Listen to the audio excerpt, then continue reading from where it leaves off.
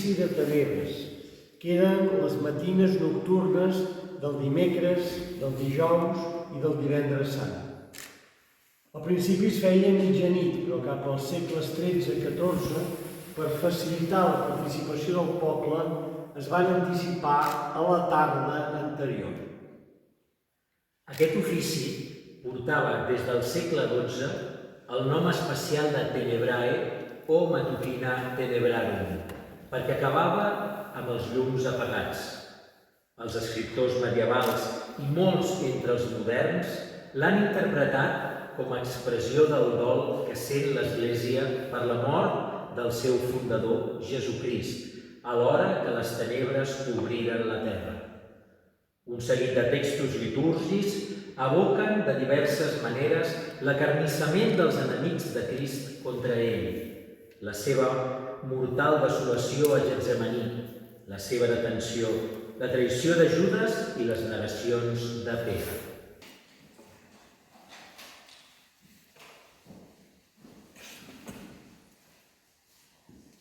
A mesura que el dia declinava i seguint el cant dels salms, de matines i de laudes, els ciris eren apagats successivament al final de cada salve, encesa darrere l'altar, simbolitzant la resurrecció i la llum del Crist, i també Maria, que va mantenir la seva llàntia viva.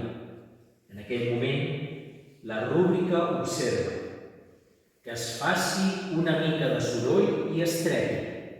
I aleshores, els fidels picaven els bancs amb els llibres anomenats usuaris, segurament indicant el terratrèmol que va seguir a la mort de Jesucrist. El que escoltarem aquí, presentem cada apòstol i després cada un dels apòstols explica en vers els seus atributs, que ens parlen del seu martiri o de velles llegendes sobre el seu ministeri. En aquella nit tràgica, gairebé tots, excepte un, van abandonar Jesús. Per això cada apòstol és una espelma que es va apagant. Després, animats per la fe de Maria, es van retrobar i missioners arreu de la terra, tots ells, tots van donar la vida pel Mestre.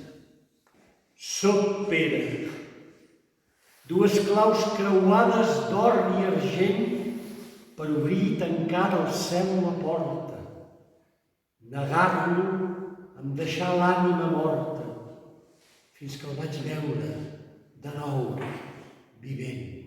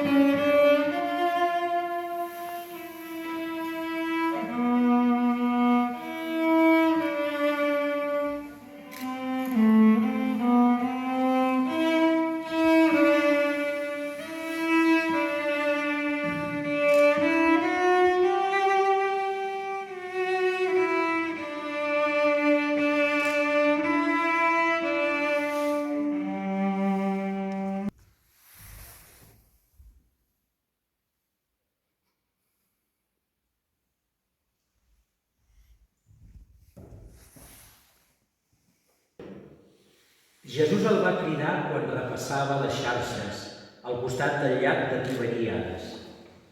Ho va deixar tot i immediatament el va seguir. Fou un dels tres que va distingir Crist. Testimoni de la resurrecció de la filla de Jaire. Jo, duc l'hàbit dels antics caminants, pelegrí d'inoblidables viaranys que recorren Europa fa milers d'anys amb vieira i bordó a les mans.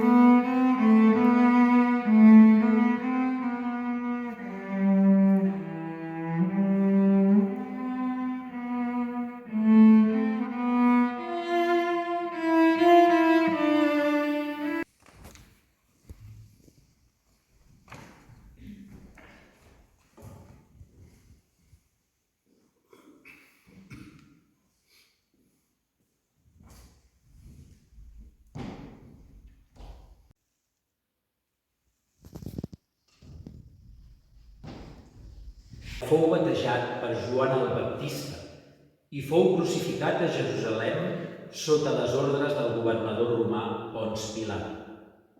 Els cristians creiem que va ser concebut per l'Esperit Sant, que va tenir un naixement virginal, que va fer miracles, va fundar l'Església, que va morir crucificat com un sacrifici d'expiació, que va ressuscitar després de la mort i que va ascendir al cel, des d'on tornarà a venir gloriós. Els seus els va anomenar amics, i tot i que va experimentar la traïció, els va dur. Soc Jesús de Natzaret. Quan el món quedà del tot tenebrós i el terratrèmol violent l'estremia, va complir-se l'antiga profecia. A l'anyell no li trencaran cap os. Gabriel m'ho va anunciar un dia. Vaig esperar amb clara esperança, minorant dels apòstols la recança. Sabia prou que ressuscitaria.